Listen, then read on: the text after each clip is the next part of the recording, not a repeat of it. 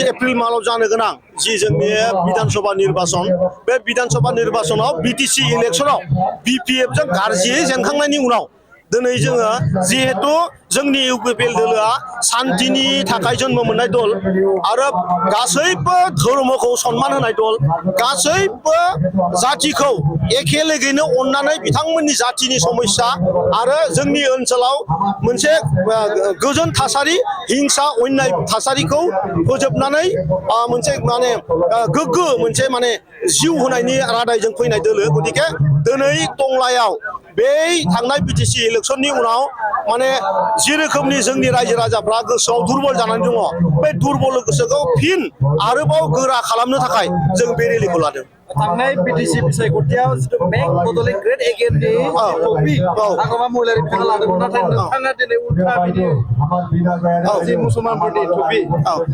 मानि इसारा बियो जोङो मालाबानो बुंखादों जे जोंनि जे इउपिपिएल दोलो बेवहाय जोङो गासै इउनाइटेड माने गासैबो दोलो माने गासैबो समाजखौनो लानानै जोंनि माने दोलो खिन्थु हाग्रामाया थांनाय समाव जि माने ग्रेट बिटिसि ग्रेट मा होनदोंमोन मेक एगेइन बेनि सोदोबा जाहैदोंमोन बिथाङा माने जुवा फाथिनायनि मोनसे दोलो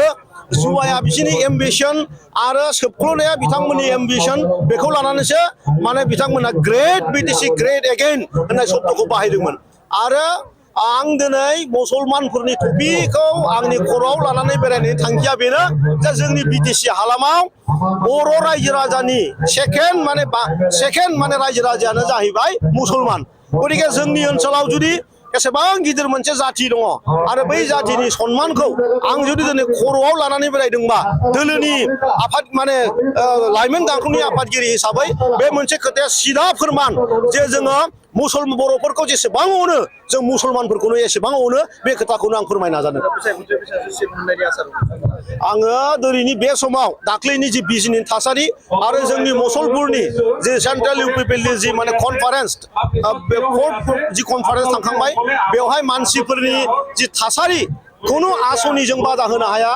खुनु माने सिगिनायखौ जोंखौ बादा होनो हाया मानसिफ्रा उइलिंलि माने गावसोरनो ज' फैनानै जिबायदि रेलियाव बाहागो लादों बेनो मोनसे फोरमान जे इउपिपिएलआ शान्तिनि थाखाय जन्म मोननाय आरो इउपिपिएलआ धोरोमखौ माने नेवसिग्रा माने पार्टि नङा नोंसोर दाख्लैसो नुदों जे दाख्लै नलबारियाव मोनसे बिराद गिदिर मोनसे गाज्रि मोनसे थासारि क्रिसमास खालि बयबो मिथिगौ जे क्रिसमासनि सानसे आगोलाव माने जि सान्ता क्लजनि जि माने बेसेनफोर दंमोन बे बेसेनफोरखौ सोर गाफ्लेयामोन गतिके बेबायदि थासारिखौ माने माइनरिटि समाजा जोबोद गिखांनाय फैदों आरो जों बिराद माने इउपिपिएलआ गोग्गोम मोनसे पार्टि जों गासैबो जातिखौनो गासिबो धोरोमखौनो जों अननानै मोनसे साथानि सिङाव जोङो लानो हायो।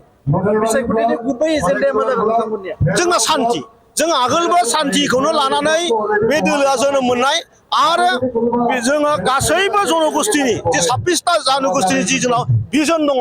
जि जोङो गासैबो माने हारिखौनो समान अननानै बिथांमोननि थामोनथा बे ओनसोलाव गोरा खालामनायनि जे मोनसे भिजन दङ जोंनाव लेखा दङ जों बानायदों बिथांमोननि थाखाय बेखौ जाहाथे जोङो मोगथां रूप होनो हायो बेनो जोंनि मेन थांखि।